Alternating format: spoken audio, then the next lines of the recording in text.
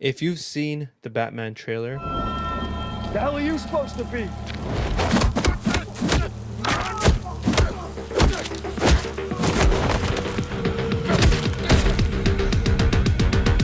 I'm vengeance. you're probably just as confused as I am. Why is there an iPhone when the timeline seems to be set in the 80s? With the appliances, the attire, even the cars, it seems like the movie set back in the day.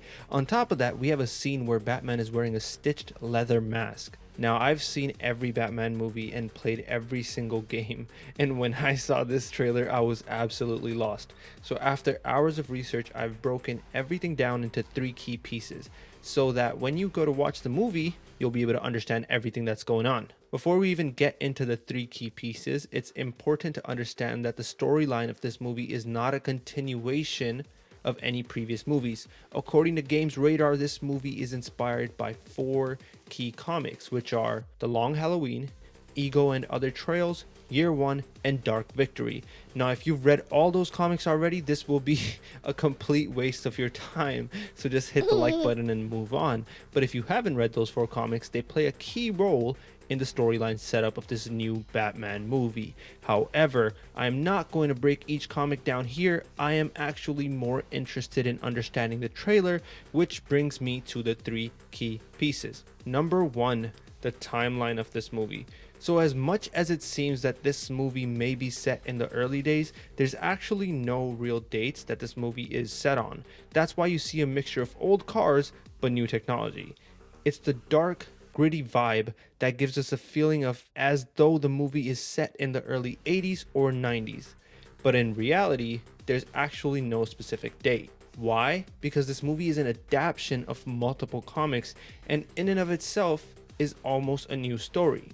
If you've played the games, you'll know what I mean. In every Batman storyline, certain key things are kept the same, like Jim Gordon is, well, Jim Gordon. Catwoman is Selina, and the characters don't really change. However, the characters' underlying stories are slightly different and the overall bigger picture tends to be completely different. So where does that leave us for the timeline of the movie? Well, it's up to interpretation. You can't say that it's set in 2022, but you can't say that it's set in the 80s either. What I do know is that the movie is set to show the early days of Batman as a vigilante, which explains the leather mask. Side note, I'd recommend watching Gotham on Netflix before watching the movie. In the show, you see an interesting character developed, that being the Riddler, which brings me to my next point. Why is the Riddler the antagonist? Usually, the Riddler is not even given too much importance in most games or movies. It's a simple fact that Batman's greatest enemy is the Joker. So, I was very curious to find out why the Riddler is the primary antagonist in this movie. Turns out, it was just a simple writing decision, according to comicbook.com.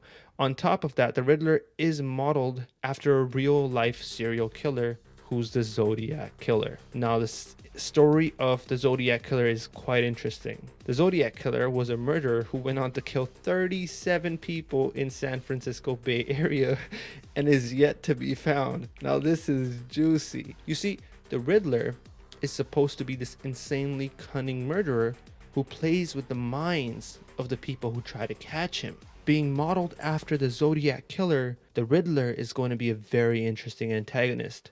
Speaking of antagonists, there's a seemingly important role played by the Catwoman in this movie, which brings me to the 3rd key piece, the bad, the beautiful Zoe Kravitz. I mean, she has 2 Z's in her name. It automatically makes her an ideal candidate for Catwoman. I personally think she's the best Catwoman to date. If you've seen Zoe Kravitz in any other movies, you'll see she has this untamable demeanor to her as an actress, which is a word I'd use to describe Catwoman. I was curious to learn what the story of Catwoman is in this movie. Again, I'm gonna keep coming back to Gotham on Netflix because you see Catwoman as a character develops heavily in that show. Now, you'll notice Selina say it's all about wings in the trailer. And later on in the trailer, she's shown walking away from Batman as he seems to be revealing his identity. So there is some sort of beef here which will be revealed in the movie, but a good question to walk in with is, does the the Catwoman know Batman's identity. If you watch Gotham, you'll see Selina and Bruce develop as teenagers and even see them working together as Batman and Catwoman. So my guess is that the Catwoman learns Batman's identity as part of the story, but I can't say for sure. I've watched the trailer way too many times, mostly to do research for this video, but also to put everything together in my head. Robert Pattinson is an interesting choice for Batman. I definitely was not a fan of Ben Affleck playing Batman. I'm not sure how Mr. Twilight will fit the role. It's quite interesting that he was a vampire in his earlier roles and now he's playing Batman. That's it.